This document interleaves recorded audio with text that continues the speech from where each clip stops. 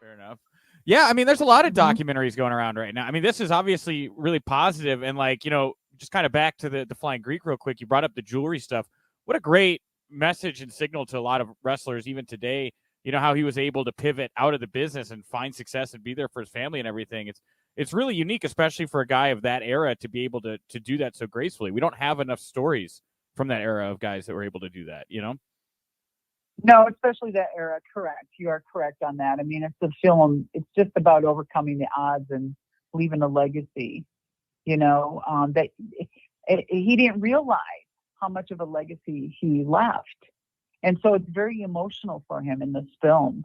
It makes me just tear up right now. It's just amazing. Like, I connected with him this story I connected with so well, and it became a part of my baby as well. You know what I mean? That just the love for the film and all the hard work and everything, because I related to not understanding what kind of legacy that I may be leaving.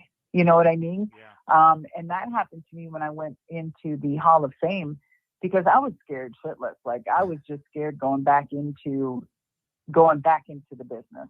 I mean, that was my first time, and I didn't know what to expect. I was so indoctrinated of like the old school and just, the misogynist and the hard ways and the antics and the hard life.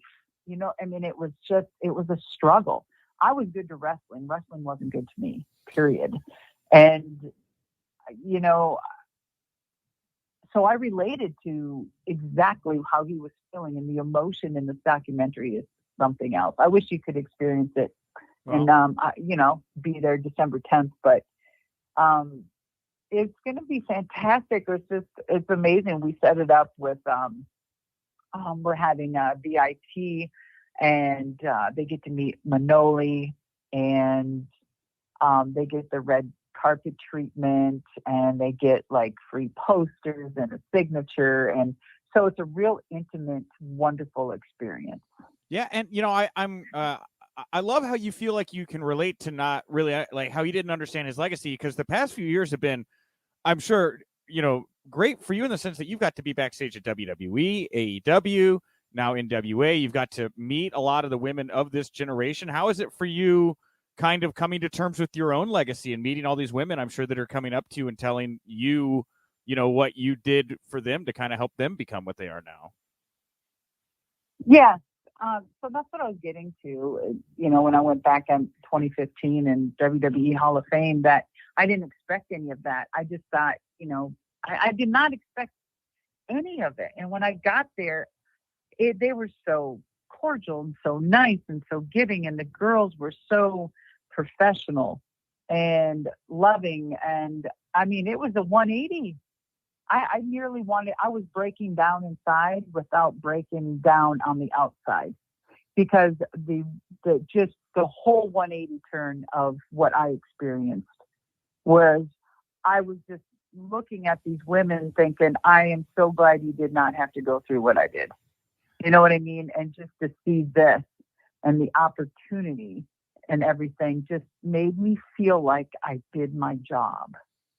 You know what I mean? I don't know if you can understand that, but I don't, how, yeah. I mean, I certainly don't I can't relate from what it is to be a strong female leader in that regard, but I can understand what it means to kind of leave the space better than when you found it. And it sounds like that's a bit of what you're talking about right now.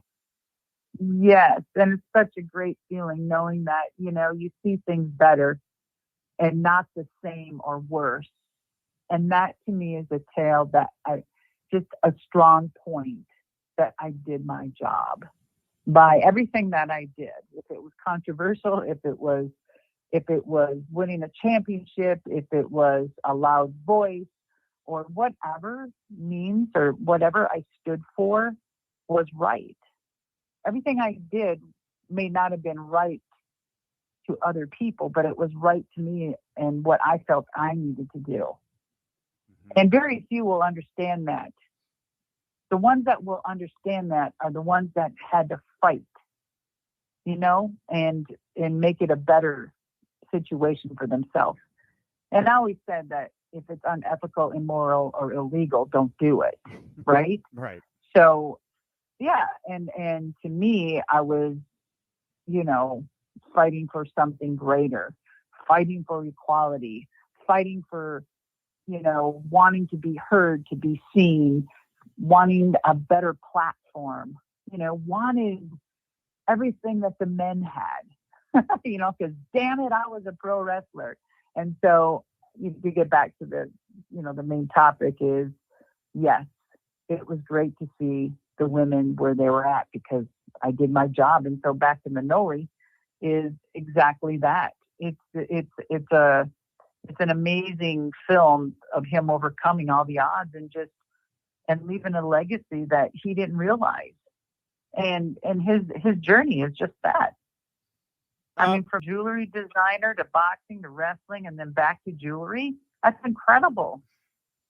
Yeah, I did kind of laugh a little bit when I read that he learned how to do the jewelry stuff as a kid, lived this crazy life, and at the end he was like, you know what, I think I'm just gonna go back to doing that stuff I learned to do in Greece. I'm just gonna be a jeweler now, and full circle but kind of stuff. That's how it goes almost, It really does. It's like, when I was going through wrestling, it was very scary and uncertain time back then as a woman. I was the breadwinner. I had mouths to feed, but I wasn't looked at that. I was looked as an enhanced product and really they didn't give a crap. And I was just shoved to the side or whatever, right? And got paid less. Yeah. But yeah, I mean, we don't have to go down that road, but yeah, it was just, yeah, it's a whole nother subject.